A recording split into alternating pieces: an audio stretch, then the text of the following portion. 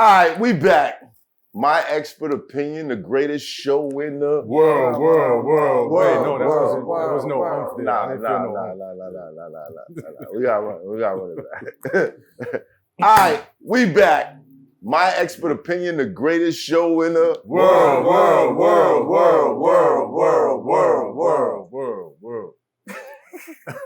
Make sure you get his face. He's protesting. That's like a protest right there. Make sure you get his face.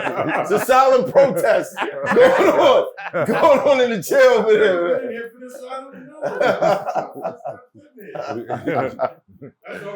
Yo, hit that like, hit that share. Let everybody know you in here. It don't cost you no paper unless you's a mother hater. You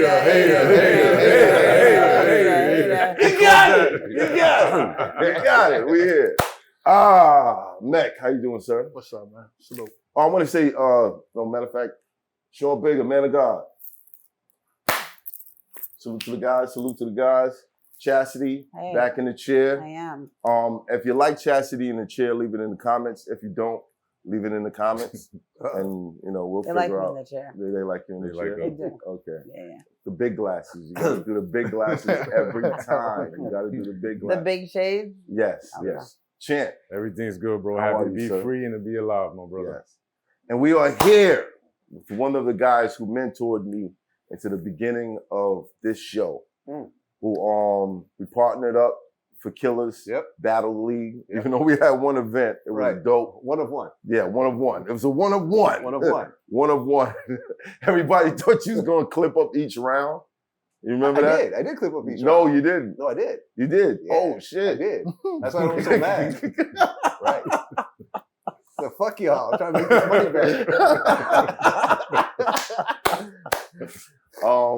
Yeah, we got Vlad in the building, man. Thank you. Vlad, it's been about what we were talking about outside, 2012? 2012, yeah. 2012, I came to sit down on the couch. We talked about the Dose battle. Yeah. And then Dose reached out. We got him up there. Funny thing is, I said to Smack a while ago, I said, yo, if you want to hit 1 million views, let me rematch Dose. And he was like, hey, nah, son, we're not doing that, son. We're not doing that. And then I did that interview, and Dose went up there, and one day I got a call. Yo, I want to do that battle, Shine. Let's make it happen, Shine. Shout out to Smack. But yeah, that was some cool shit. Oh, I also want to say shout out to Dame Dash. I'm rocking the CEOs today, you know what I'm saying? Y'all messing with him? Let me know if you're messing with them. Leave them in the comment.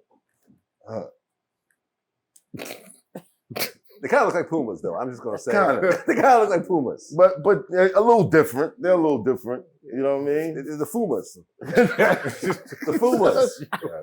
You know what I'm saying? Don't let them get too popular because cease and desist. Fumas go ahead and cease and desist. Nah, they lit though. They lit. I like this back piece right here. Got the CEO on it. You know what I'm saying? How they feel though? Like they're comfortable. They're mad comfortable. It's not like, like what's some other joints that look like Jordans? That they just with the lightning strike on the side. Yeah. What's the name of those? I don't know what the name of the brand is. Hold on. But they just got hit with a cease and desist, correct? Yep. Yes. There was a lawsuit, which I think they settled. They look like these. Yeah. They look like these. Except with a lightning strike on the side. And that's crazy. They wouldn't be the first pairs. Yeah, I mean, Bake did it for a while. There's a lot of that. How come they don't stop Shaq? You ever see those joints? They're not trying to stop Shaq. Shaq is going hard in Walmart. Shaq got some power though. He sold a lot of those too. Yeah, he has. He really and they're sold a still lot of selling those. in Walmart. Yeah, when you think about an up and coming, clothing designing company or whatever, they're like peanuts on the board of clothing, in the world of clothing. So it's like, oh, nope, stop that. They're in Walmart though. But you know how many places Shaq owns? Yeah, that's crazy. Shaq probably owns a large percentage of Walmart. I mean, the Shaq thing, he's kind of like trying to make it for people who can't afford Jordans. Yeah. So he, Now Jordan, he probably got like a situation with Jordan, or Jordan like, all right, Shaq, I'm gonna let you rock out. You know what I mean? Yeah. My shit's still gonna be 500. That's why when we had Jay Alexander up here, and we were talking about the whole thing about that one time having a high price FUBU line, and then they brought the prices down to make it affordable for everybody else. Ooh. But it's like once they did that, it kind of diminished them. Yeah, but you got somebody like Shaq that can do it and get away with it. Well, Stephon Marbury tried it. Remember, he had the Starberry sneakers. They were like $20 to $30. He was giving them away. At one point, but people don't value those. People don't value. Oh, you got them cheap ass Starberries on. That's what people are probably saying, right? Yeah, unfortunately, Master P too. Yeah, the Master P sneakers, all that. Like, that shit is crazy. Birdman had lugs. The lugs. Yeah. Speaking of kind of jacking styles, how do you feel about the art of dialogue? Art of dialogue, I respect what they do. And I think they've gotten some good interviews and some good guests. Right. Art, I guess, is the guy who runs it. I don't know him personally, but I know some people that know him. Right. The only thing I've ever had a problem with was that the font that they use makes it look like a Vlad TV interview, to the point where I've gotten angry phone calls from people. Be like, yo, why'd you do an interview asking this motherfucker right after I talked to you? And I'm like, that's not my interview. Right. Like, go back to that interview. Do you see a Vlad TV logo? No, my bad. And that's what would happen. It just tricks people into thinking that it's really my shit. Right. That's the only part I don't like. So I wish that he would change his font, or we may just have to change our font at one point. Right. But it's like, that's the only thing I don't like. But if you want to do similar interviews, that's fine. It happened a couple of times. I've seen their interviews, and I'm like, so Vlad in? Oh, wait a minute. Yeah. Oh, the dialogue. Yeah, and I think he even starts off like, all right, here we go. Like, literally uses the same, my little catchphrase that I start my interviews with, you know, that I've developed over 10 years. So it's like, that part is annoying, but, you know, I don't mind when people, you know, imitate or take what I do and do their own version of it. I mean, we all do. Like, if you want to do Tupac-related interviews, you want to chop up your shit, you want to, you know, however you want to do it, that's fine. I put it out in the world for people to emulate it and, you know, use it if it's successful. But, you know, I just don't like when people confuse it with my shit, because it's not my shit. There should be a differentiation between the two. That's the only part I don't like. There should be something that separates it. Exactly. Like if all of a sudden a drum set and this pops up in the background, that's what I'm saying. Like, shit, you're gonna be like, yo, okay, this is going too far. That's the only thing I don't like, and maybe me and him will have a conversation. But then again, I can't. The font that I use is a public font, so I can't tell him to stop using it. He could legally use it. You know what I'm saying? Most likely, that's probably a strategy to get people to watch it. Probably. And from what I understand, he's a big Vlad TV fan, from what I was told. Right. I don't know that person, but I know someone that knows him really well. Is like, the guy really like admires what you did and is trying to follow in your footsteps, and that's cool. You know what I mean? But just don't try to trick people into thinking that's actually my shoes. The likeness. You can follow the footsteps. You can't wear the same shoes. Yeah. You know, but shout out, I think he's done some strong interviews. He's got like Tupac's dad, and you know what I mean, people that I haven't gotten myself. Yeah. And I watch some of his stuff myself, and I don't ever want people to think that I'm hating, because I'm not. Right. It's just that, you know, if it's like, you know, my super expert opinion suddenly popped up. My personal opinion. My personal opinion. It uses the same, it's in a barbershop. Unpopular opinion. Yeah. No, that's actually a show. That's actually a unpopular opinion. Yeah. I think, and people think that it's you, and then you have issues around people thinking it's you. That's, you know what I'm saying? That's where it becomes a problem. Yeah. So with somebody like that, Vlad, would you, being that, you know that he admires you, right? And he's done some strong interviews, would you ever consider like saying, all right, you know, come over here, I'll work with you? Possibly. Possibly. But I've always done that. Right. Charlemagne, Sean Cotton from Say Cheese, Academics, Adam 22, you. These are all people that, as they were coming up, I reached out to early and said, yo, I admire what you do. Come to my platform. If you want me to do your platform, let's talk. Let's, you know what I mean? Like trade business contacts. If you ever need some advice, if I ever need some advice, because I always felt like we would all do better working together and kind of praising each other's, you know, victories along the way. Right. As opposed to some media outlets go out and diss me like early on. So then once they get a certain amount of, you know, following, they can't approach me anymore, because it's like, well, This is how you started. Yeah. You know what I mean? For no reason. Yeah. And I'm not like that. You know, I want everyone to win, and I want to be able to say, oh shit, you got so-and-so. Would you mind handing me that contact? Now the answer might not always be yes, but it'd be like, oh, possibly. And you know, I mean, oh, you got this going on. Like, oh, you know, you got Snapchat going. Okay, here's who I work with, you know, go ahead and hook it up. Right. There's enough money to go around. And the internet is too big to try to compete, to think you're competing for the same eyeballs, because there's enough eyeballs to go around. For everybody. For everybody. Right. So anytime your views dip, that's not a reason to hate on somebody else's platform. No, our views are always going to dip. Right. You know, and they're going to blow up when we're not expecting it either. Right. That's just the nature. I've been in it for 15 years now. That's the nature of it. As far as the dip, does it ever make you nervous? Like, whoa, what's going on here? Because I noticed that, like, I don't know if it's the algorithm or if certain times of the year they're like, all right, we got these advertisers and they don't appreciate this content, so let's suggest it less. Like, I think it, no matter how you slice it, and you know, you could try to rationalize it one way or another, but if you get a really strong guest with a really strong story and you pull off a really strong interview, the views will come. I don't care what time of the year it is. I don't care what the climate is. I don't care who else is doing that person. Like, if I drop something big, it's going to be big. Right. You know what I'm saying? Right. Now, you're always surprised. You don't know when things are going to go viral. But, you know, look, I know ahead of time, okay, this is probably not going to react. But it's, you know, still, content is still flowing out, and we still got to push it out, and we'll, you know, figure it out later. What are the episodes that you feel like, I know this isn't going to go too far, but I want to do this? Oh, there's been lots, man, especially this year. You know, I did Alan Dershowitz. He was Jeffrey Epstein's lawyer, Mike Tyson's lawyer, O.J. Simpson's lawyer, Donald Trump's lawyer. But how do you, that's got to move, though. Well, it moved a little bit, but not exactly with my audience. Right. Right? Mm-hmm. You know, an old 80-year-old Jewish guy is not exactly my target audience. You know what I'm saying? Right. But it's an important interview.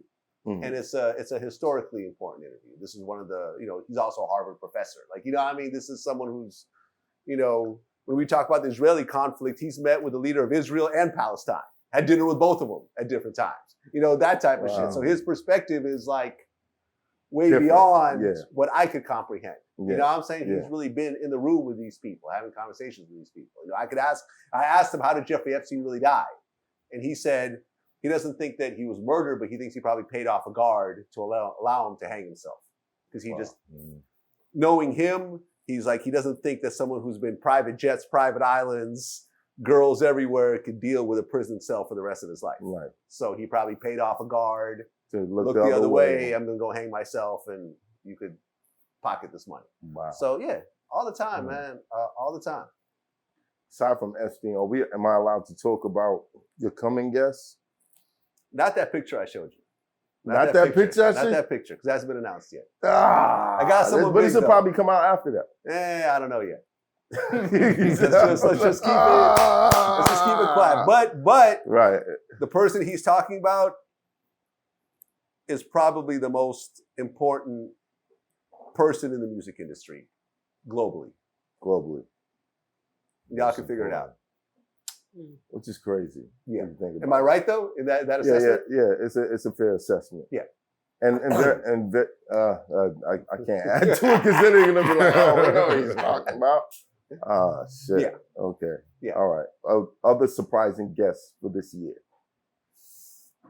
The viral moments. What are your biggest viral moments? Like the viral moments? I mean, Boosie always goes viral. Yeah.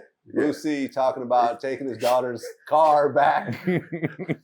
I need in on this whole Boosie arrangement, man, because he came over here and we did pretty damn good. Yeah. There's actually, well, we haven't put it out yet because we're waiting for the full interview to come out. But I have a whole, like, I actually flew down because like me and Boosie kind of have different agreements, you know, every year. And this year, our agreement was that every interview is going to be in person. Because, you know what I mean? Since I'm behind the camera, some interviews are being done on FaceTime and it just looks like we're in the same room. But I'm like, you know something? Like, this is such an important guest and we have such a good chemistry with each other. I said, every interview we do, we have to do it in person. So you either have to come to LA or I'll fly to Atlanta. Right. So last time I flew to Atlanta and I'd never been to his house before. You know what I'm saying? I was always invited, but I just never go to Atlanta. So I'm like, fuck it. I'm going to go to Atlanta. I'm like, yo, I want to do the full interview. And afterwards, I want to tour the estate. And he's like, yeah, no problem. So this part isn't out yet, but it's announced in the interview. So everyone's always hitting me up about it. And the most interesting thing about his estate is like I own my house, right? And I've owned other properties throughout the years, but I have, you know, a house that, you know, I bought that I'm really proud of.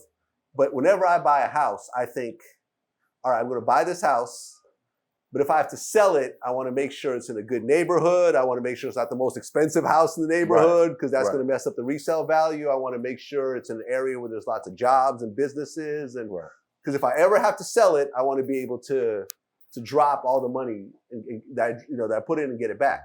With Boosie, it was so interesting to see because he bought 80 acres in, you know, the outskirts of Atlanta. Right. And he built it up. He built up from everything. nothing. He bought a plot of dirt and then he built this like, I think 27,000 square foot mansion.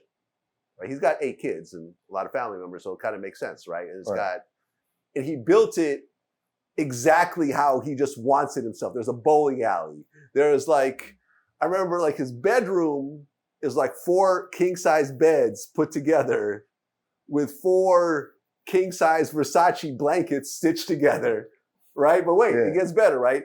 And then so you got the bedroom here, but to the left of the bed is like the master bathroom. And it's got like one of these Tony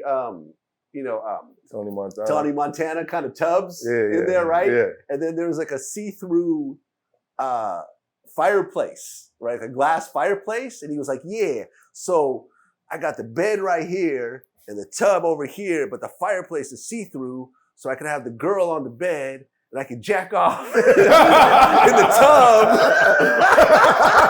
while the girl is on the bed. And this is why he built it. Like he's telling the architects that this is what he wants. Yo, Boosie is wild. He's got a whole hidden room, like a hidden porn room coming off the bedroom with like DVDs and old like Black Tail magazines and shit like that. Right? And then okay, so in the back there's like basketball court, football field, zip line, motherfucking wishing well for one of his daughters, whole kennel and everything else like that. And you're like, wow, that's pretty impressive. And then you find out that after he bought the property next door, he built 3 apartment buildings in the back of his property, like three-story apartments. Right. And a motherfucking drive-in movie theater, another basketball court. A drive-in movie theater. Meaning that like there's a huge screen and you can pull up cars and watch movies like a fucking drive-in. You know what I'm saying? Yeah. And the streets are named after his kids and his dead homies. So he has like kind of like a town in a way. Yeah. And I say this. Wait. Quick question. Yeah. Did you find out how much all this cost? No. That's his business. Yeah. You know what I'm saying? But the interesting thing about this is that, and this is why I started the story the way I did, he's not thinking about selling this property. Yeah.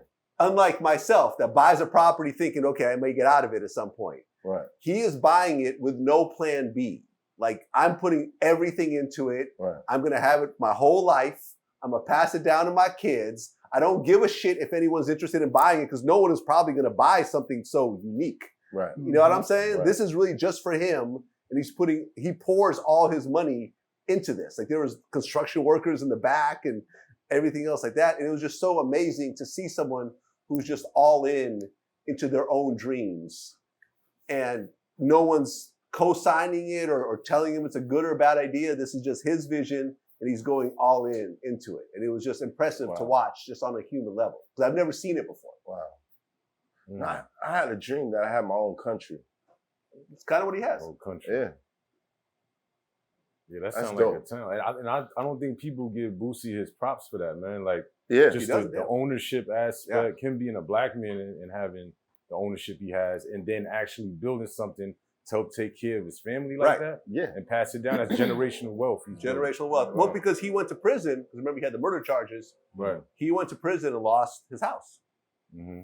You know what I mean? You think you're rich until your income stops. You realize you don't own your music, you don't own your house, you don't own your cars.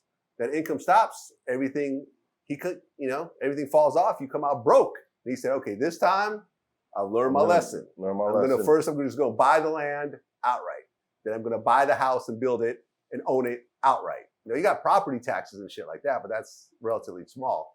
And everything, all his cars he buys outright. He doesn't lease anything, nothing else like that. That's just his mentality. You know what I mean? And, and when we were hanging out, I actually put him up on stock market. I remember like Lil Bibby was someone who I kind of mentored early on in terms of stocks. And he's done like extremely well with it. So like, I got Boosie on the phone with Bibby, and Bibby literally told him how much he was going to make. And Boosie's like, oh shit. Okay. Say word, Vlad. It's a lot. Oh, cut these cameras off. We gotta talk, sir. I've been playing on Robin Hood. I'll be like, I've been pushing stock market shit like for years. For years, man. No, I definitely got to get on that. Yeah. Tesla's taking a hit right now. I've done well with Tesla. I bought at the very bottom this year. I actually sold all my Facebook stock and put it into Tesla. And it was a relatively good move. But Tesla, you have to have like a strong stomach to deal with Tesla. Yeah, because that shit goes,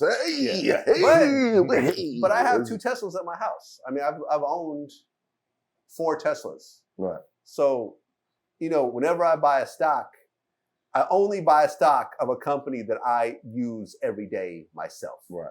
I never listen to stock tips. I don't care what's hot. I don't care what's trending unless I know about it myself. Right. Like I own Amazon, but I order from Amazon every day. Okay. I own Google. I use Google every day. I own Tesla. I use a Tesla every day. I have 2 Teslas at my house.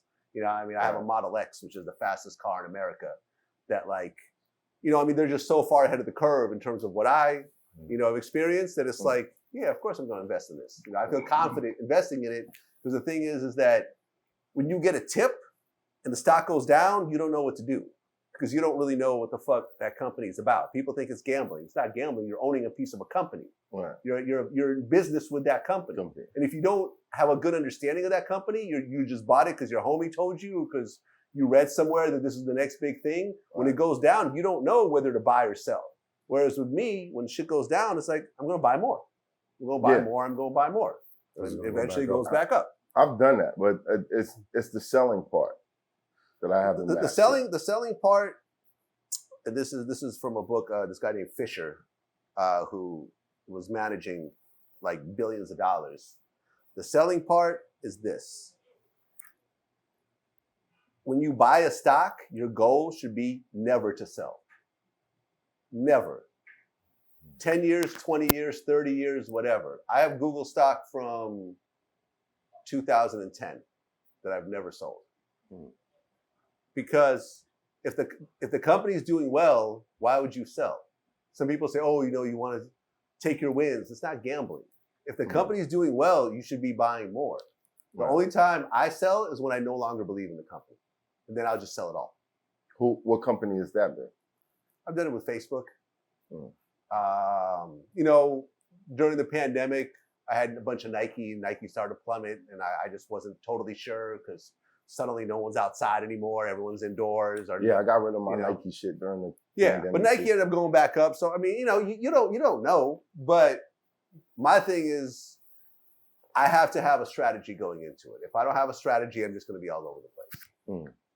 So, but when you say you constantly continue to pour in investments into the company because you believe in them and they're doing well, what is the point of that?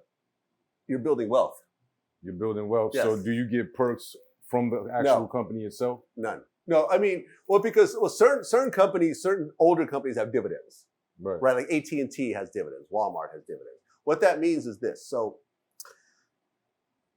my expert opinion, let's just say you guys are a public company.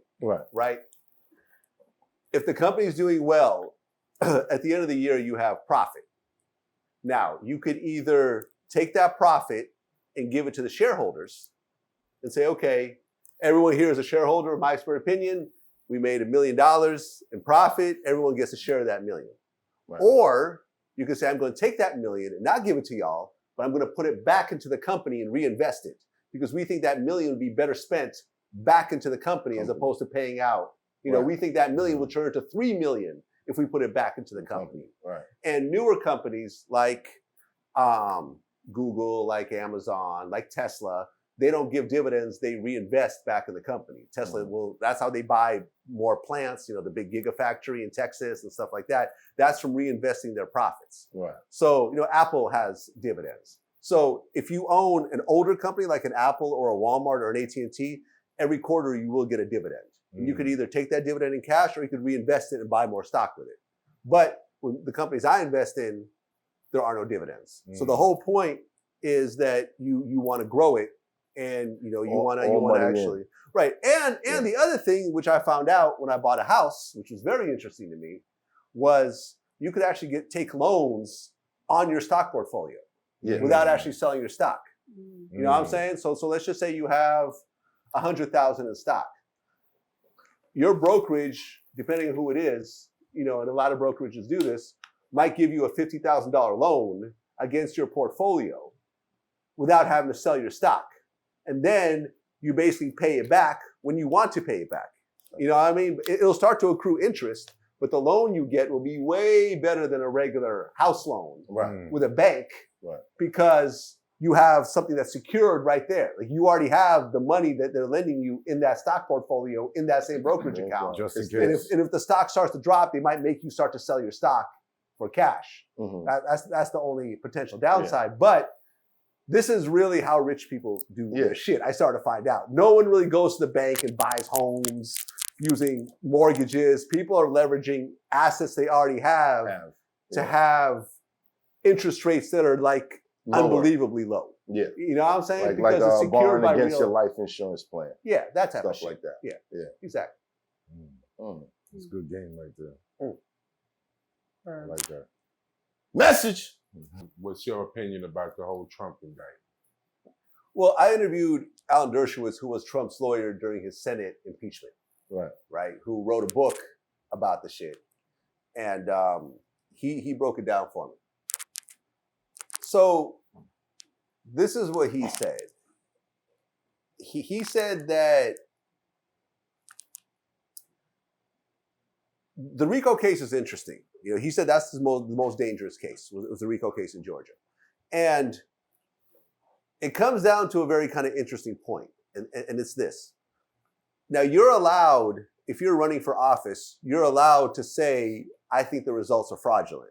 I think I won. I want to see that there was no cheating, and I feel that maybe someone did me dirty, that's your right. and so forth. That's your right as a politician Al Gore on any level. Yeah. Because remember Al Gore, right? He actually worked with Al Gore to try to figure out, it came down to like 600 votes. Yeah. George Bush became president over Al Gore, over 600 votes in Florida. Right.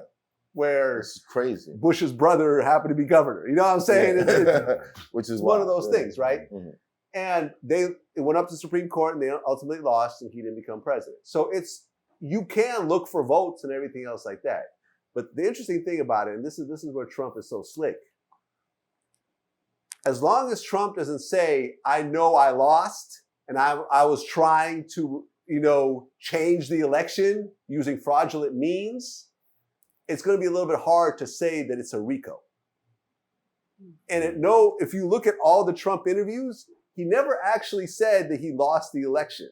He's still sticking to the I won and I was robbed, stop the steal, and so forth. Yeah. And if he sticks to that, it might be a little hard to try to say that it was a RICO and it was a criminal conspiracy. If you could prove that he, in his fucking mind, knows that he lost. Well, in his mind, he thinks that he's delusional. Right. No one believes him. But if he could prove that he really, in his mind, thinks that he won, it's going to be a little hard to try to convict him. So realistically, when I heard this shit, it was like a joke. We don't expect Trump to do any time off of this shit. We may. The RICO charge has a minimum of 5 years. Right. You get indicted on that, you get convicted of that RICO, 5-year minimum. But no way around that. If this whole thing is based on whether he thinks he won or lost, how do you lose that?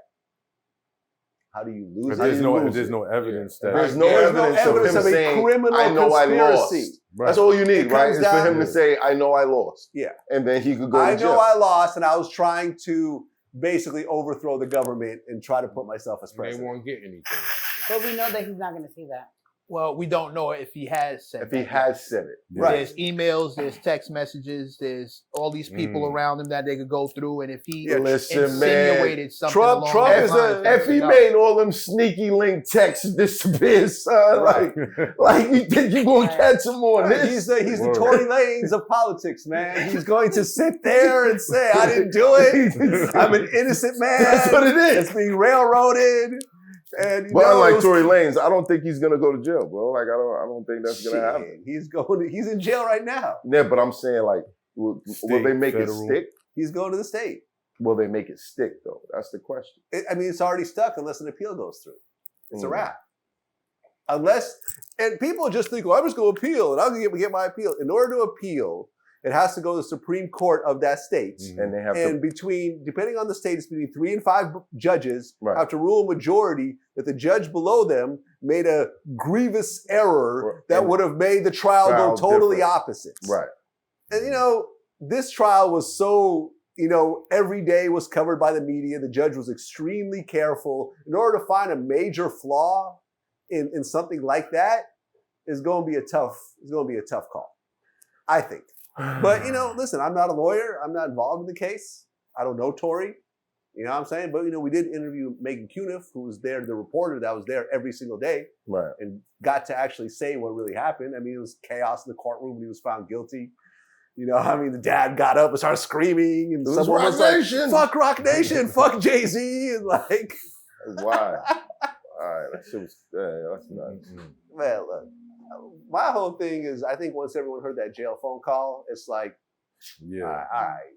all right. Like, your whole defense was that Kelsey shot her. So you're on the phone with the shooter apologizing? Makes no sense. No, I'm you're not on the phone lie. with the shooder apologizing to her. I'd be like, bitch, why'd you shoot her? The fuck wrong with you? We were just arguing. Why the fuck you shoot her? But you're gonna blame me for this shit. You're calling from the jail phone. Yeah. Knowing that they record that shit. You're on the jail phone. Would you consider Tory Lanez a gangster? No. Would you consider him a street guy that's been through this, that knows how to move in situations personally, like I don't know the depths of his background. Based on his behavior in situations like this, does this seem like someone who would know better? Who would know better than to say this shit on a jail phone? Absolutely. Because he had people around him who were ex-convicts, so. If this is someone who knows that they're facing serious time over shooting a woman who's going to get on the stand, you do a whole album dissing her, saying she never got shot. There's a song saying like, how'd you get shot in the foot if no cartilage or bones? That was a bar in this fucking song. Yeah, that shit is nuts. Yeah, I had to apologize to Megan because of that shit, man. Because, based on everything that we were getting, and, I guess my own personal traumas played a role in it. I just didn't want to believe it. It was a battle of the sexes. I think that's what it came down to. The men sided with Tory and the women sided with Megan. Right. Yes, there's some cross-pollination here and there, but in general, it turned to a male versus female thing, which I thought was pathetic. Because at the end of the day, she didn't shoot herself. Right. Up until the trial, no one was saying that Kelsey shot her. And now, so he never took the stand and said, here's what happened. So who shot her? What made it sticky was the story of what was going on before the actual shooting. Right. Him having some sort of involvement with both of them and then trying to slide Kelsey. What was it? Kelsey? Kylie Jenner. Kylie Jenner. Trying to slide her in the same night. And then they're driving back. That sounds like one of those, you know what I mean? One of those nights where you driving in the car like, you trying to holler at me, I saw you niggas. You know what I mean? Like that type of shit going on. So, Hey man, not everyone's a player. Not everyone can pull off having multiple women knowing about each other and being cool with it. It takes a certain type of man to pull that off. And there's very few men that can pull that off. Come on. Now it's possible. Yeah. You know what I mean? Right. Like, I've had women in my life that are cool with other women, and there's threesomes and other girls Yeah. and whatever, and there's no issues, and the girls are making out with each other and everything else like that. Clearly, that wasn't the case that night. That was not You know, the case. there was actual feelings involved, probably some level of, oh, I thought we were actually seeing each other, and oh, this is my best friend, and you're doing this behind her back, and you know, it's grimy, and there's drinking, there's alcohol, and then someone pulls out a pistol. And it all goes to hell. Take that pistol out, what it's not even a story. Yeah.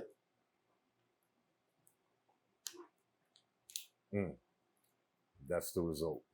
Prison. Prison, you know. It's going to be tough for him when he get out, too. Well, he's going to state prison, which is fucked up. In California, especially, which is fucking gang central. Even PC is going to be tough. Even PC is tough. Yeah. And I talked to a lawyer. And then he's getting deported after. Well, I talked to a lawyer who works out of that, you know, out of that courtroom a lot and knows the judge personally, knows the DA. He said that he's going to do about 66%. So he's going to do about 6 years. So he'll get out in 2029. And he'll get deported as soon as that happens. It's not so bad. It's not so bad. Can he work in the States again afterwards? Or do they revoke his? No, it's a wrap. Remember Deported. Shine was never able to come back to the States? I mean, he could I have mean, as it took a a while. politician. Yeah. Right. But that was, so, you know, he's high up in the Belize government. That was more of a, you know, diplomatic, I think, arrangement. But as a rapper, he couldn't come back to the U.S. at all. He was in Israel for a while. He went to Belize for a while. But you never really saw him back in America. Once you get deported, it's a wrap. So I don't know. I didn't know if that would be the case across the board for everyone. I figured because Shine and the kind of trouble. Same kind of situation, right? Was it attempted murder for her too? What was the shooting? In the Shine situation, a woman got shot in the face. Attempted murder was Shine's joint. Oh, no, I think it was assault. It was assault. His was only assault. He pled to assault in the first. Yeah. Oh, but what were they charging him with? Initially, he was charged. Yeah, but it doesn't matter what you're charged with. Yeah, the plea deals what matters. The plea what matters. Okay, you get charged with all types of wild shit. You know? But my thought was maybe because of what he was charged with, the penalty would be different after you serve your time. I didn't know if you're in this country and they can deport you. I didn't know if that means you can't work in the States ever again. No, I think it's right. Everything I've heard, Trinidadian homeboys, they got locked up and never came back. Yeah, you got no West End. You know how many Brooklyn niggas is in Toronto right now, son? That shit crazy. Scarborough? Yo, shout out to Scarborough. Jamaica? Like, facts. I'm over here. No, you don't. No, I don't. Oh, yeah, I forgot about you. Cool? No, I don't have any Trinidadian homeboys who shot up the place and got him and then couldn't work in it. No. Deportees? Deportees. The Jamaicans are called the deportees. But like Toronto's full of them. Like, New York is the worst though. New York won't even tell you. I've been locked up with cats where they like, yeah, I'm going home on Monday. I'm like, all right, yo, good luck and everything. Yeah, all right. Yeah, yo, you know, what do you call it, immigration? Yeah, they didn't come by, and as soon as they walk out, send them to Texas. Excuse me, sir. Come over here. You're going to Texas, and then you're next going thing you get to your on a country. flight. That's rough. Yeah. Shit is crazy. Next thing you know, I'm told Someone's got one of my mans out of there like that. Don't fuck around if you're an immigrant, man. You know? I remember I interviewed Michael Blackson. He just literally, I think a year ago, he became a full citizen after like 30 years in this country. Wow. You know what I'm saying? Not that he was out doing crimes or nothing, but I'm saying, had he fucked up. No. He wasn't married. He was married at one point, but he didn't use that to get his immigration status. That was a long time ago. He wanted, because if you get married to try to get citizenship, you can get, like if they divorce you or if they say, oh, the whole thing was fake, that could fuck your shit up permanently. So he, went through and properly did it with his new fiance and everything else like that, but he's not married. And now he can't get deported anymore. Me too. I'm not a citizen. No, I was a citizen. I became a citizen. I moved here when I was 5. So my family became citizens, I think, maybe when I was about 7 or 8 or something like that. And I just right along with it. Wow. So I got a passport. I can't get deported. Well, I was born here. I was born here. Yeah. But I went back to my family's island. Yeah. And I lived there for a little while. So. But you're a U.S. citizen because you were born here. Yeah. Yeah. I'm good. Yeah. There you go. Yeah, me too. You too? Yeah, same here. Yeah. Pretty much. Not that anyone cares. Well, what are hold on, your family's West Indian? No. Mine neither. Where man. they from? Queens and Brooklyn. Oh, I just said we were born here. I don't know how this even became a I was thing. confused too. I thought y'all was why you saying tell- like No, your peoples are from overseas. said I and- was born here. I said me too. Oh. She said me too. Right. Yeah, I'm He I'm said, not- where your people I from? knew- I I'm the knew king that. of a Yeah, slave motherfucker. master, so I understand. That just happened. I mean, it's real. Okay, all right. Take a break for a second, man.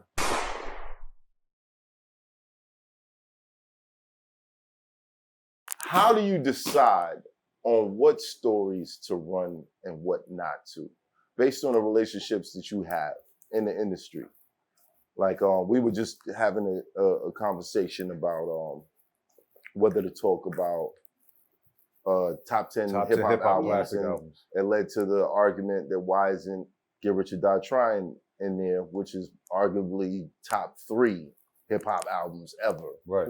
And then that led over into the Ja Rule conversation and whether we need to get in 50 Cent's good graces Right. or whatever. You know what I mean? Like, how do you decide? Like, have you ever done an interview where someone says something and you're like, there goes that relationship?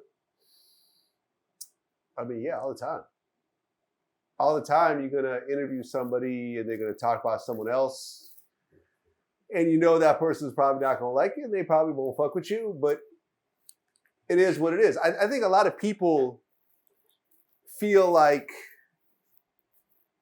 see, there's a difference. Like, for example, I don't realistically think there's going to be a Kanye interview in my future. Now, I have had Kanye I have interviewed Kanye like early on before Vlad TV. You know, Right. There's that. But I'm saying, like, and there was a scheduled interview sort of during this whole Hitler rant part, but I never think like, if I have a guest and they talk bad about Kanye, I'll never get a Kanye interview. So let me just keep him off the radar just in case something like that might happen. Right. I don't really give a fuck. You know what I mean? I'm Right. not expecting it to happen. You know, and I've had lots of interviews. Like, I remember when I interviewed Sci-Hi the Prince, Mhm. and it was like every other clip we put out, I would get the phone call.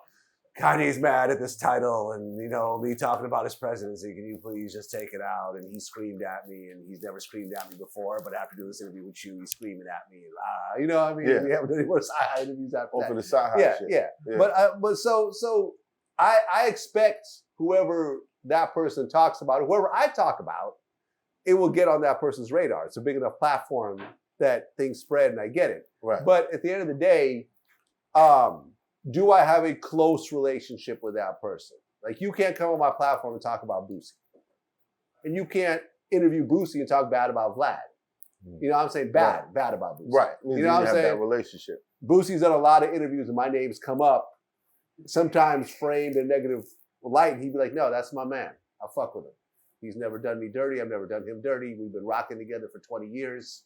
You know, he hustles, I hustle. We respect each other. That's it. Right. You know what I'm saying? When he was on Drink Champs, you know, like Nori brought him up, and this was back when me and Nori weren't always on the best of terms. And Boosie was like, no, that's my man. People want me not to like him. Fuck all that. Like, you know, I think for myself, you know? So there's that. But if I don't know you and we don't really have a relationship and there's nothing really on the horizon or whatever else, if it's in the news, it's in the news. If you have a problem with it, you can come on my platform and discuss it. And you can address the problems with it. If you have a problem with what I said or what that person, now that person, that's your problems with that person. If you want to address and talk about what I said or what that person said on my platform that I allowed to come out, most times I will allow that. See, I have no problems with that. Yeah. We did an interview with Reek the Villain. Talk And about Buster. Right. Yeah. Talking about Busta. Now, apparently at the time, this was not a favorable thing for his homeboy, right? So His homeboy is Buster. Busta Rhymes. Okay. Now, me and Busta cool. Matter of fact, me, you, and Busta, we've had drinks together. Yeah. You know what I'm saying? Wonderful night. I had no idea Reek was gonna take that direction. Actually, he came here with Arliss Michaels, and I didn't even realize. Like, it didn't even hit me in the head. Like, oh yeah, he used to be signed to Busta. Yeah. We were just having a I conversation. met him with Buster. Right, and it started to come out. But I have a certain loyalty to the people who walk through that door. And it's like, okay, all right, if you're telling your story, whether, people like it or not, You came to my platform. You told your story. It is my job to make sure that gets out there, as long as it doesn't harm anyone or cause any huge issues where it's going to be motherfuckers murdering in the streets and shit like that. Well, you've called me before and said, "What do you do in these types of situations?" Yeah, remember? I don't know if it was that situation or something similar, but you're like, and that's like, my response was like, "Fuck it." Like, you got to do your job. And a lot of people, it's like, if they don't support your platform and they don't have a strong relationship with you, they just expect you to put them on a pedestal because of who they are. It's like, right. What the fuck is that? What the fuck is that about? So, now, for me, I've been a fan of Busta Rhymes for decades. Decades. Yeah, we all have. And it hurts me that because of that, he won't do this show. I don't know if that's the case. You're his man. You're in the studio with him all the time, and he hasn't been on this platform. Yeah, he's on tour. I've taken pictures with him. Oh, all right. He's on tour 50, right now. He's like, right now. Okay, this was what, 2 years ago? When? 2 years ago, and I've asked you repeatedly. Listen, repeatedly. I've asked him. He knows where I'm at. He knows he knows the door's open. When he shows up, Buster is also not an interview guy. Let's just put that out there. The last interview I did with Buster, we had to do fucking brain surgery on the interview, second by second. Take this part out. Take this part. Oh no, I don't know if this is gonna come off okay. What about this? What about that? I remember the big argument with him was this moment in time, right? Where I said, "Yo, you've done a ton of features." Because remember, Buster was like the feature king. At a certain time, he was on everything. Lil Wayne, everything, blah blah. He would kill the features, right? Chris Brown, on everything. But this goes back to like Tribe Called Quest and all types of shit, right? I said, "Yo, you've been on tons of features. Do you ever think anyone's ever gotten you on a song that you've done a feature on?" And he said, "I don't know. Do you think anyone's ever got me on a song that I've done a feature on?" I said, "Yeah. Flavor in the Ear remix." And the whole room goes, "Oh!" Because Biggie's on that song. Yeah. He said, okay, that's a good one. But during that time, the hottest rapper always goes last. I'm like, all right, that's a point. That's a point. But I still think Biggie got him on that song. Fuck a fair one, get him on the fast way. Ski mask way. Ransom notes. Far from handsome, but damn a nigga choke. People still say, don't be mad, UPS is hiring. People still say that. Facts. Right. But Busta's verse was classic. It was cool. Yeah, it was cool. But I don't think it was at the Biggie level. I don't think it was a Biggie level. So you was mad, so I don't expect a totally honest answer. Well, no. Hold on. I'm just saying. I'm just saying. I don't expect an honest answer. Let's clear a couple things off the table. Number one, the reason why me and him are cool is because I don't lie to him about anything ever. I'll tell him when somebody edged him out. I'll tell him when he got the edge on somebody. We have those kind of conversations. Yes. We have those. Who edged them out? That's between me and him. Okay. That's between me and him. That's a work conversation. Number two, I don't speak for him.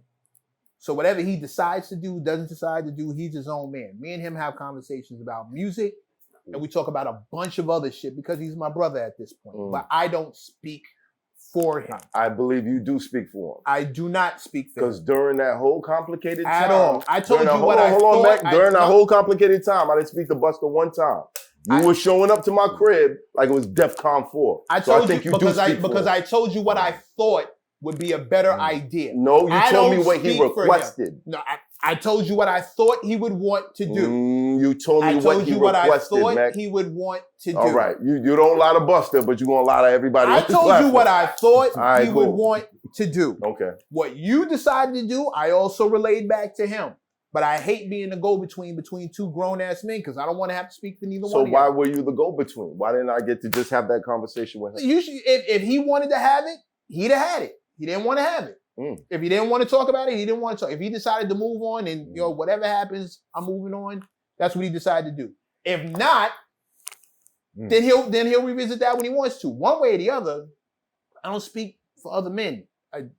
Unless I can relay a message, but I don't speak for nobody. I don't tell nobody what their opinion should be. I don't do that with you. I don't do that with him. I don't do that with her. Whatever y'all feel, y'all feel. If you ask me what I think, I'll tell you what I think.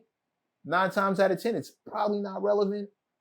I don't really care what other people think, so I tend not to ask those questions from other people. Do you think that Busta had the best verse on Flavor in Your Ear remix? Yow, yow!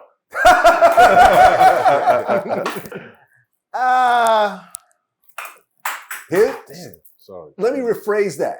Do you think that Busta had a better verse than Biggie on Flavor in Your Ear remix? Fuck everyone else on that song, because those are the two main ones. Don't be mad. UPS is high. Yo, the fact that you're taking so long just says, no, I don't. I do not. Sorry. Christopher Wallace not what it definitely says. took that one. As you're sitting here with a Biggie For picture sure. on your, No, on that's your Killer chest. Mike. Oh, that's Killer Mike, my bad. Wow, Sorry, way to I go. fucked up. Yeah. I Way to fucked go. up. Yo. I fucked up. Mike, I'm Love you, sorry. Killer Mike. You do kind of look like a young Biggie in that picture. That does. You do kind of look like a The young way he Biggie. was sitting. Am I right? It was Am I sprinkled right? up a little It bit. It was does sprinkled look up a like little it. bit. Sprinkled up a My little bad, bit. Mike. You know what it is. I fuck with you. We talk. We talk. Album My bad. of the year. Album of Album the of year. the Hip-hop, year. Wait, hip-hop so who do album you of think the has year. the wackest verse on? No. No. We're Let's not stick gonna with do the first that. one. Let's stick with the first one. Mm, LL Cool J's verse wasn't that hot to me. I'm just going to put that out there. that's what I think too. I'm going to put that out there. Although the girl in I the agree video with kind of made up for it. I But still I'm need just to saying. know what he, she. I still You know what I'm need. talking about? You know what I'm talking about? Is he, she? Blow Blow-titious. Is that a pause? Why is that a question? I mean, you know what's crazy? He, I was she. confused for years. Blow-titious. I'm like, is that how Oh, he just sneezes? leave it alone. I think that was I'll how he just leave it sneezed, alone. I man. got love for L. That was how You see what I'm saying? And then that'll be like, oh, Fuck I'm it. never coming on this That sounded like platform it was a Your mind is sneeze. going to the worst possible place. Because I've seen it, bro. We've been doing this for how many years, bro? Like, All right, come yo. on. I've Answer the seen the question. most pettiest shit Man, ever. answer the question. I Answer never the question. imagined that so many hip hop legends could be so petty. I agree with that. That I shit agree with drives me nuts. I don't like, know why you can be that petty. No, I'm not that petty. I think you can be that petty. Who am I petty to? I think you're 100. Am I petty? Pull my card, man.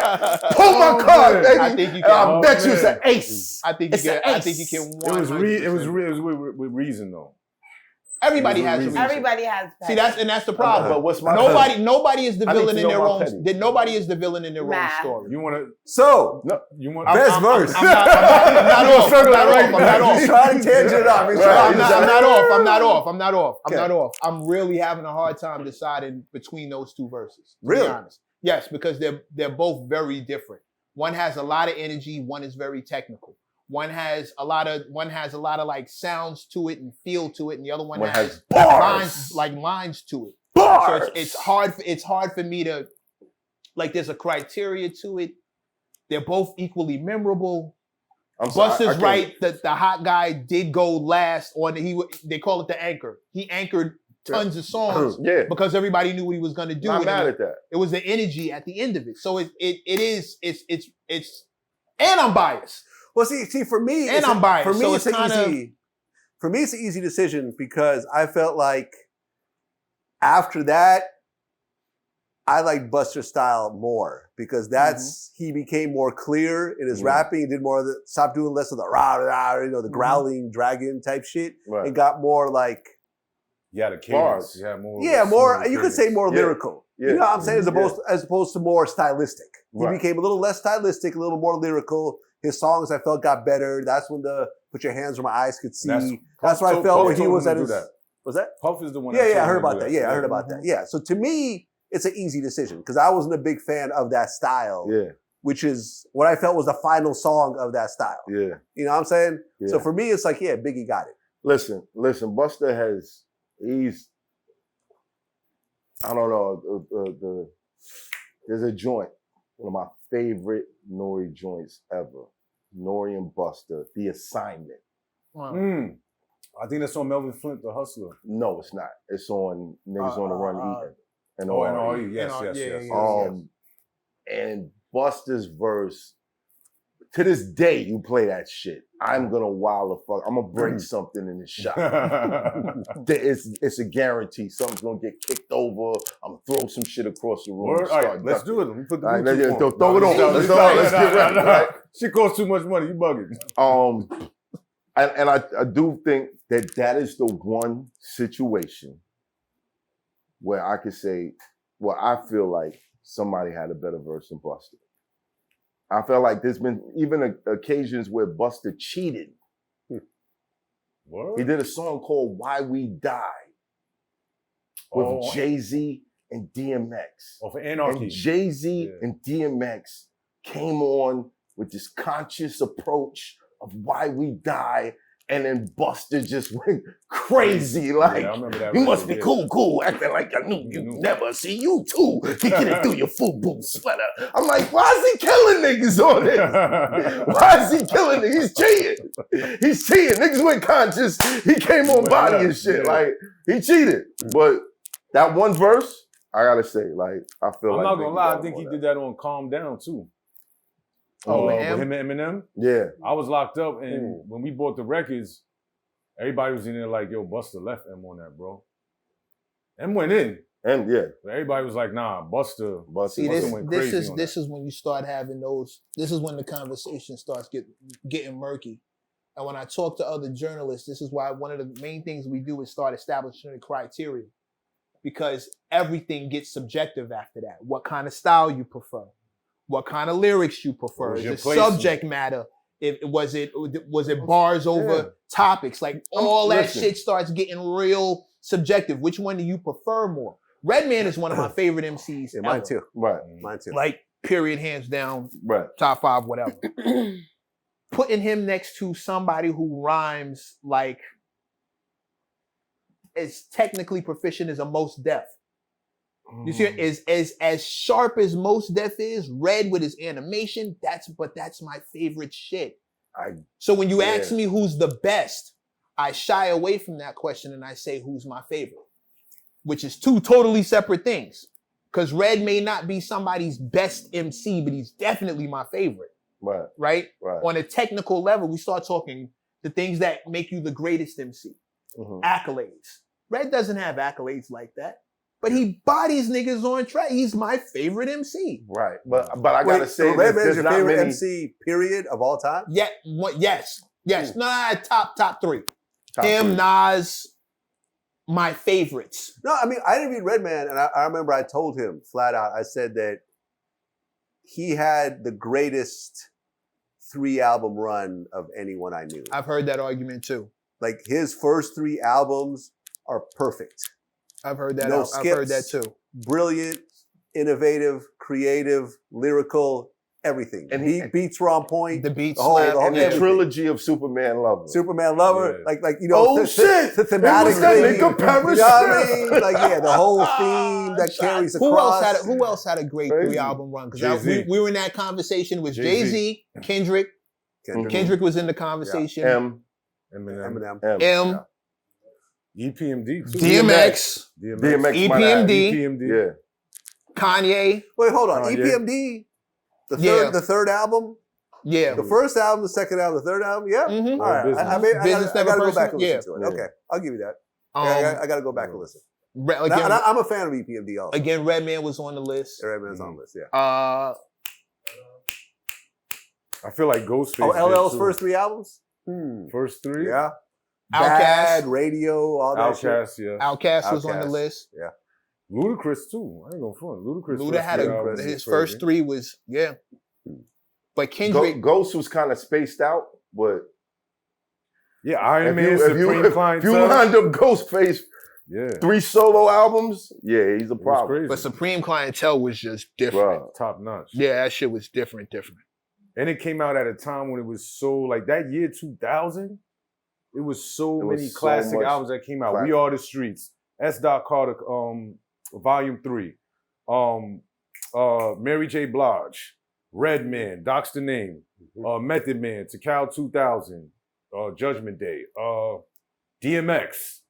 Like the list goes on. You know something? We're talking about Redman, and Pun came out. Pun Oh, came out. God. Yeah, baby. Yeah, baby Yeah. came out that year. I was talking to Russell Simmons the other day, and he had mentioned that Redman saved Def Jam Word? Wow, that's big. during the darkest time of Def Jam. They just couldn't get anything that was really reacting. Redman. With Doc's the name? That I album? forgot which album it was, but he literally said Redman saved Def Jam. Wow. One of my favorite Wow. MCs. Yeah. Wow. But again, the conversation start when you start talking about who's better, Yeah. what metric of when Kweli was here, we had a whole big conversation about what metric are we judging by, because Kweli is a hip hop head. He knows the technical. Okay, he's better by what metric, and you have to be able to explain the metric lyrically. His metaphors, his similes, his punchlines, this, his flows, his cadence, But you have to be able to run all that shit and put it all on paper. And then it just becomes a matter of what do you prefer? Yeah. If you like crime, if you like street rap, you like a lot of street raps, Yeah, I'm gonna say Biggie. Redman may not be the guy for you. Redman's Going not with the talking a Biggie lot of joint. street. You see what I'm saying? But if you Yeah. like street rap and Cool G Rap walks in the door, okay, well now the conversation, the air is nah, it's different in here. Yeah. Yeah, but certain projects transcend. Facts. Over time. Like we were talking about this earlier off camera, Lauryn Hill Lauryn Hill. Mhm. transcends hip hop, pop, R&B Space album of and the time. year Right. Mhm. at the Mhm. Grammys. Right. And I went back and listened to that album like a couple weeks ago, and it's like, It's It still, holds up. It's still. damn, this is good. Like, Yeah. god damn, Damn these near songs are perfect. good. Yeah. Like, and yes, you got the singing shit, but then you got, it's funny how money changes the situation. Yeah. And it starts off like that on some dissing shit. Dissing Wyclef. Yo, you know what's crazy? Yo, Clef. You don't want it, son. You don't want it. I know exactly how I'm gonna start my round feet. I think, you know something? I know exactly. And I think when I interviewed Clef, I think I brought that up, and he goes, "Was that a diss record? My name wasn't said on it." And it's Right. Oh, for the love of God. But no. Love the Clef. Love the Clef. Yeah. Shout out to Clef. Hopefully that'll happen one day. Math Hoffa versus Wyclef, man. Let's That would Let's be get it good. done. Battle? Yes, Hilarious. battle. He battle raps? Yes. Really? Yes. Since He not only loves the culture, but you'll find him trading bars with people online. Trading bars, but does he battle rap? Yes. Really? He does. Yes. I would love to see that.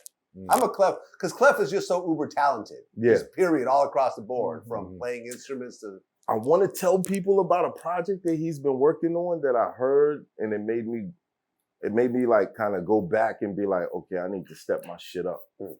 But it's him and another top 5 rapper Mm. smoking. What? Smoking. I don't know when they're gonna drop it. I don't even know if people know that they're working on it. But he let me hear a couple joints, and when I say crazy, Mm. I tell y'all off camera. Shit. Love it. Shout out to Clef, Yeah, man. And Shout out to Clef. keep your I head love up, it. I love Prize. it when I it know happens. he's about to go Word, through keep some your head up. fucked up shit. Yeah. Did Prize say, did I see a quote from him saying he found out about the Concert? The concert, yeah. tour The online? tour online, yeah. Oh, Like nobody called him. He had to find out that they was going online. He's kind Nah, of you going don't through know some that shit. shit. Is he? Oh. Yeah, he's well, going through yeah, some then shit. there's Yeah. that. He's facing, what, decades possibly? Yeah. Yeah. Yeah. I Like interviewed John him. Forte too. Well, many John, like moons John ago. Forte. I interviewed him twice. I interviewed him when he was talking about the Obama, giving money to the Obama campaign, which ultimately was one of the things he got convicted for. Like, I don't think our interview was used in it, but it was like, this was common knowledge, like, that he gave to the Obama campaign. Wow. The He crazy talked- part about that shit was that it seemed like he could have gotten out of it if he had just given back all the money they asked for. But I think he was trying to keep the money, which triggered a superseding federal indictment, which is how he got hemmed up. Wow.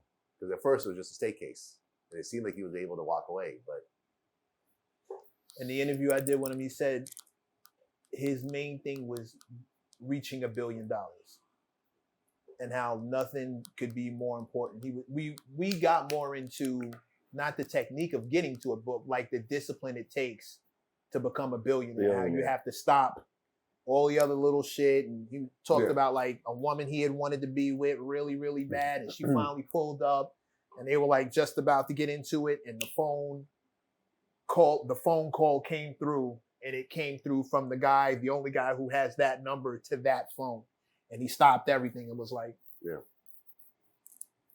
they're all the romance. So lights came on, he stopped everything, put his clothes on, took the call, like that kind of discipline. I was like, is it worth it? And he was like, that's worth. Magic Johnson said some really ill shit. He said, when you get to a certain level, the time and effort it takes for $1 million deal and $100 million deal is the same. So when it comes to prioritizing your time, you have to ignore the $1 million deals and just focus on the $100 million deals. Mm-hmm. Because it's going to take you the same amount of time to close both those deals. Right. So when people are offering you $1 million and they're wondering why you're not calling them back, it's because you're working on the $100 million deal. And Magic Johnson is like a billionaire these days, so he knows what the fuck he's talking about. You know what I mean? Yeah, it is. And even he still talks about the one he missed with Nike. That Nike he didn't take the Nike stock. But he made up for it by buying the Dodgers, and he has. Something like found his way around that. A little side purchase. Yeah, I'll make up for it. No problem. I mean, that's all while being HIV positive, which we tend to forget. Like everyone forgets. Just how long has it been since he? I remember him announcing that he had it. 91, 92? He was on the Arsenio Hall show when he announced that. I remember, I'll never forget that clip. He's not he announced it in the What's Name, but then he did the Arsenio Hall show, and that's when I saw that he had it. You want to hear some ill shit? This part's actually not out yet because we had to take this down. So because of just a timing issue. So I interviewed Albert Hughes of the Hughes Brothers. Mm-hmm.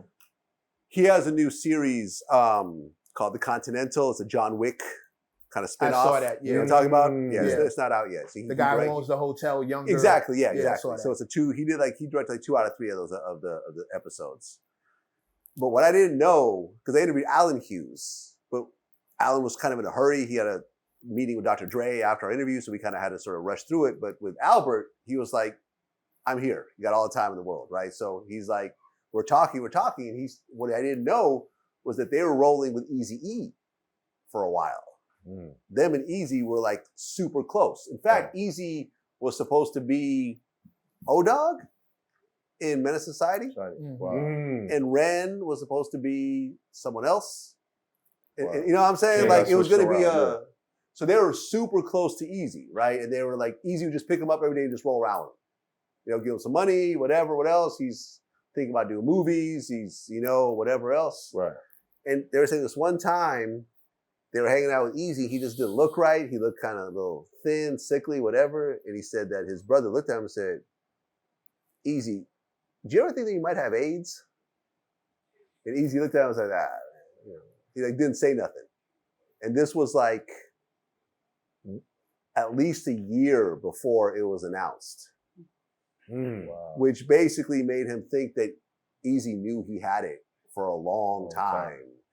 And, until he finally ended up, because everyone was like, he found out he had it, and 2 weeks later he's dead, and, Suge injected him, and They kind of debunked that a little bit. They said, he literally said it to him in the car, out of the blue, and Eazy was just kind of like. You know what's interesting about that, Vlad? If y'all remember, and I always thought about this, on the Dre song that's dissing Eazy, which was way before his death, they say HIV have it. Yeah, I asked Daz about that. It was Daz was doing the clip, and he just sort of was like, where did that come from? Yeah. You know what I'm saying? That was way before. Yeah. Well, that was I hate to say this, that was a popular diss thing to say to somebody. You got AIDS. Yeah. Just like that on that. No, that ODB, you get shot up with old dirty insulin. You're bound to catch AIDS or something. I ain't saying I got it. Motherfucker, if I got it, you got it. What? That was clear. HIV have it. That was an insult. That was a diss back then. It's like calling somebody broke. You know who ODB got his style from? I think who told me this? I think from Wu-Tang, the light-skinned dude from Wu-Tang. You got? Yeah, I think it was You Got. Because I was like, because ODB is just the illest. He has a style all his own. No one ever sounded him. He's like, nah. ODB got a style from Biz Markie. Biz Markie? Yeah. That's what he know. said. No. I don't know because Q-Tip told us a story about battling ODB in high school. Huh. And he was rapping like that. But so was Biz Markie. know. Yeah, Biz Markie was already out. That doesn't negate it, but You can see the similarity. ODB You can was, see it. You can see I'm that. not saying he's tried to emulate ODB. I mean, emulate Biz Markie, but when you Right. see the kind of crazy off the wall, you know what I'm saying? Like, But that's a kind of but stretch. but Biz Markie is like dropping the bucket to where ODB took it. Yeah. You think what I'm saying? Like ODB. did ODB ever have a song as big as Just a Friend? I would say no. Yeah, I'm probably not because Just a Friend's it's been reused so many times. Like Mario redid it. I got a song and that's the hook. You, Right. you got what I need. Yeah. Like, Brooklyn Zoo would be his closest. which was a good song. Closest he ever got. But he did call himself Old Dirty Bastard, and the reason was there was no father to his style. right. That's Yeah. what that's so. So I mean, you could. I'm gonna take it But from the it's man not. himself. Nah. Like somebody By the way, told if you watched the Wu-Tang Saga thing, and I think in the last season, remember when they showed each particular I member? didn't watch the last season. You never watched it? I didn't watch the last season. But it shows they have a whole episode about Old Dirty Bastard, Mm. and it's kind of weird how they like go back in time, and it's like emulating some '70s exploitation shit, and saying and RZA basically projecting how ODB always looked at the Dolomites, Superfly, all of that stuff, and then he used Richard Pryor's antics on stage. I can see that. Yeah. very much so. Like he can took see that. pieces from different different things places. that came up around him Yeah. to make his style. Yeah. Shout out to Fred Williamson, who I just interviewed. Interview's out. Y'all know who this is? Yeah. Fred the Hammer Williamson, Yes. who played in Super Bowl I. Yep. One. It wasn't even called the Super Bowl then. Talk your shit, Vlad. It Talk was your called the shit. NFL AFL championship game. It had to retroactively be called Super Bowl I. Right. Black Caesar, 3 the hard way, Yeah. who's 85 years old, who looks great, talks great, totally lucid, sharp. Mm. We should all be so lucky. To be like- what's the secret? I know you. I asked him this. Yeah. He said, I don't give a fuck.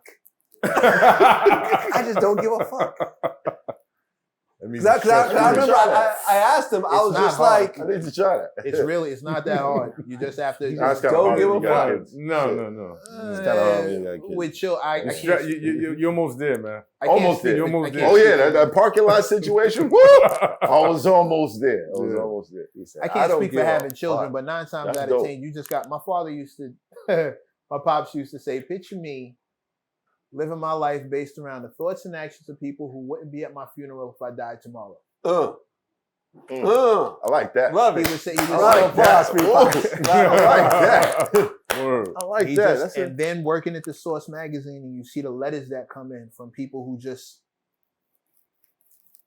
terrible, saying awful shit about people they've never met, never Never had met. any access to. Maybe they met him once on a bad day. And you just remember that, misery really does love company. Yeah. And if you're running around caring about these people who don't really care about you, You go crazy.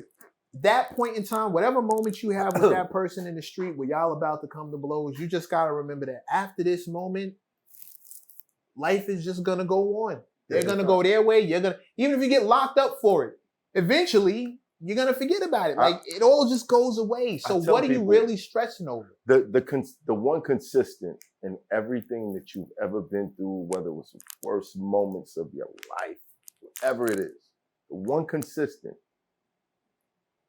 is that you'll get past it.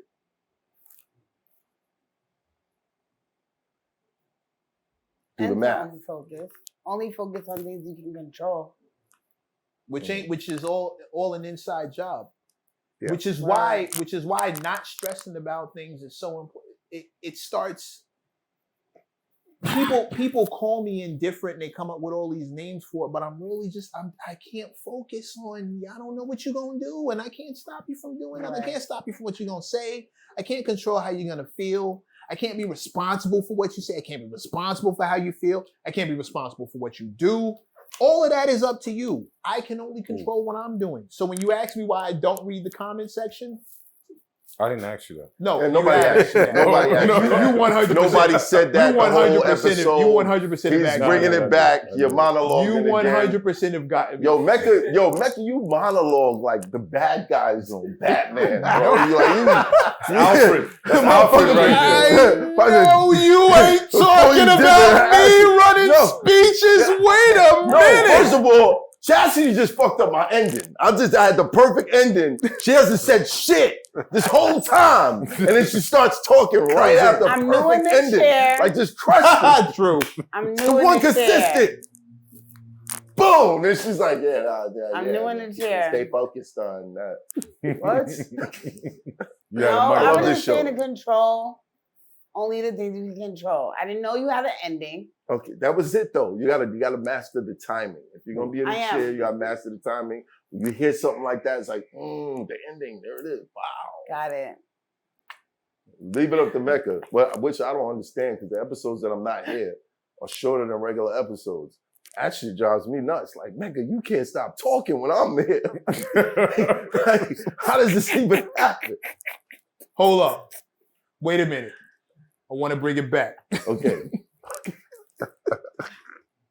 Yeah, How we get out of this, okay, Batman? I see what you're saying. Yeah,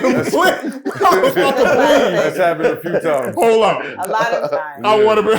What Out of A acid. lot of times. How we gonna get out of this, Batman? Thank you. Thank you, folks. That's all I need. I'm quiet. That's it. That was it. What? Heal up, wheel up, bring it back. Oh, he's quoting me.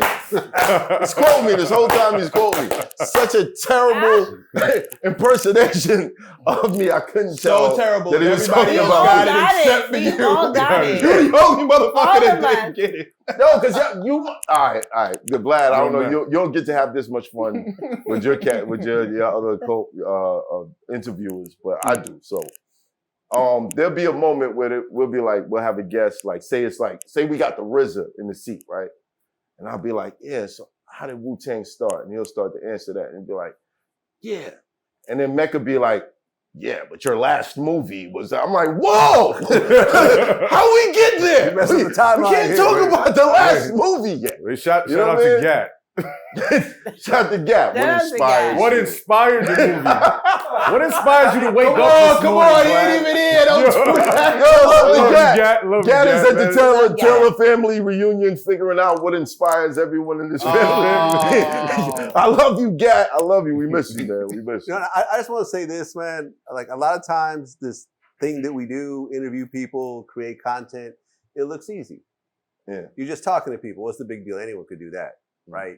But to create a piece of content in real time, sitting down with a person you've never met before in your life, that you have no rapport with, and you have to create this incredible story in an hour and a half without any redos. You know what I'm saying? Knowing that they have to leave soon. Right. And you have to plan and create this and talk a person through a story and create this tale that's going to live for years and years. It's much harder than it sounds like. You know what I'm saying? Right.